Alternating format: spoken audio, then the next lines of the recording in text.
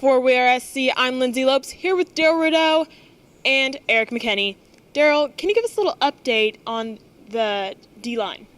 Yeah, so again, you talk about replacing the likes of a Porter Gustin, and last year the emphasis was pass rush, trying to manufacture sacks, really get tackles for loss.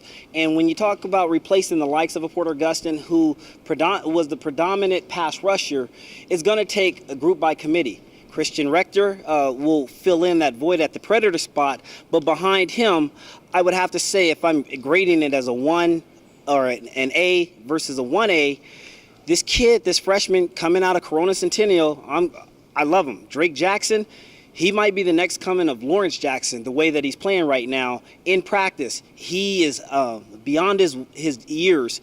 Very smart player, cerebral, understands the game, has a really good sense of style, how he wants to approach it. Very good with his hands. Love the leverage that he plays with. And the other incoming defender, Nick Figueroa, I think gives a little bit more versatility, wider body. He's going to be more of your traditional pass rusher. Doesn't quite have the same type of counter moves yet, but I think can give necessary depth and versatility to that defensive line. But much credit to Coach K, coming in from Boise State as a defensive line coach. He's doing a great job of really taking the simplicity of what is being asked of him, but really getting those guys to focus on their leverage, get off, and their technique. Playing with hands, having counter moves, and not accepting the stun moves from the offensive lineman. I'm noticing a reaction or a counter reaction for every move that the offensive line stuns the D-line with in pass rush moves. So I like what I see so far. Thank you, Darrell. Erik, how are you seeing things? Is there a great update? Have they improved any from last season? I think the two guys in the middle that are playing together, Jay Tufele and Marlon Tuipulotu, those guys have really taken their game to that next level. And I think maybe it's Coach K coming in, maybe it's the simplified defensive schemes, whatever it is, those guys have been phenomenal. Jay Tufele he's one of those guys, you used to see it in years past. There was a guy on defense that would just wreck. Leonard Williams was a guy. He would just wreck the practice. You couldn't do anything because he kept getting in the way all the time. Jay Tufele has had periods like that. He's played at that kind of level. And then Brandon Peely behind them, Clay Helton said maybe the most improved guy on defense. He said they really challenged him based on his performance last year. They said, we think you can be better than this. And he's turned that in this spring, not only just kind of with his play, but vocally in terms of being a leader. You hear from Brandon Peely a lot at every single practice. Those three guys on the interior, again, and we talk about this almost at every position, the top tier guys that you have, the top of that depth chart looks great.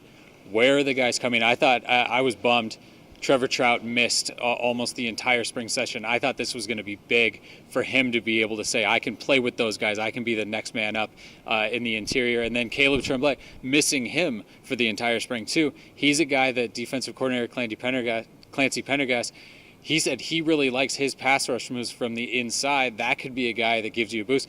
But we didn't get a chance to see him a lot this spring. At all this spring. So those are a couple guys, I think, on the interior of the defensive line that you would have liked to see. And then at the end of spring, maybe you're thinking, oh, there is a lot of depth there. Right now, you look at those top guys, and Nick Figueroa is a guy that slides in a little bit and plays some in the interior.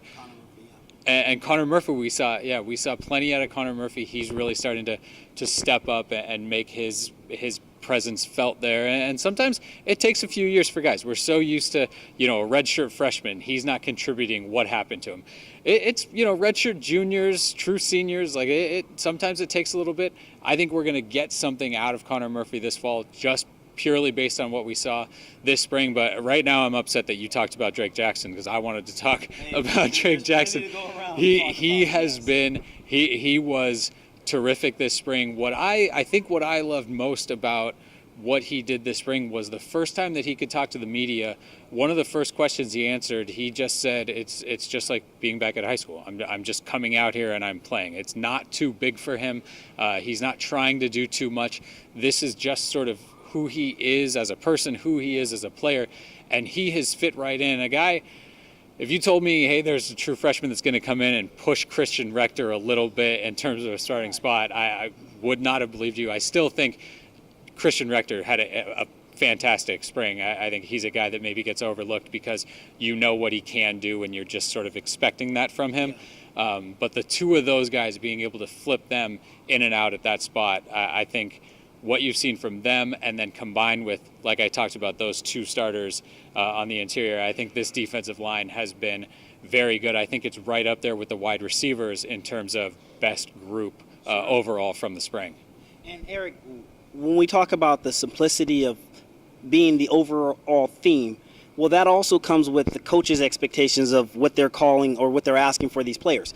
Last year, they asked for Brandon Peely and Marlon in the interior to be two-gap players. In other words, stack the linemen and look two ways, and then spin off. Now it seems like they only have one assignment, one gap assignment. So as long as they fill in and vacate those holes, they can play downhill. But when I start to think about how Drake Jackson's game could resonate, I start to immediately see how much production that he could potentially have. And depending on how often he's rotated into certain situations, he could easily be a 5 to 6, 7, 8 sack type of season with a double-digit tackle for losses.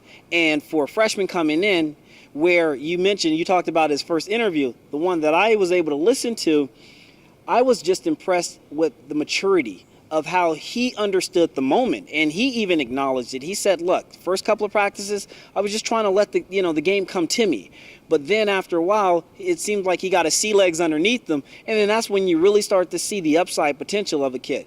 And if USC is going to have success, they're going to have to rely on that kind of depth and versatility, because as we know, it's a long season and it just seems to wear players down, especially when you start to go up against these no-huddle teams. And you got Oregon and Washington on the schedule this year. You talk about needing to be able to rotate guys in and out, be able to trust that the production level isn't going to drop off. And with a guy like Jackson, I don't see that happening. Thank you, Darrell. Thank you, Erik. For WeAreSC, I'm Lyndsey Lopes, here with Darrell Rideaux and Erik McKinney. You've been watching WeAreSC.com.